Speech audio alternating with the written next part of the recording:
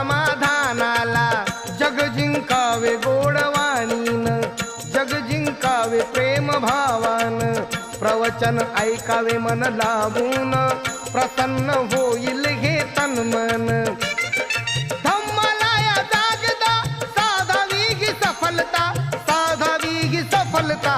ऐका नंदिनीची मी सांगतो कथा, ऐका नंदिनीची मी सांगतो कथा, ऐका नंदिनीची मी सांगतो कथा. बघून सुकेशिनीचे मुंडण, तिला विचारी भंते कारण.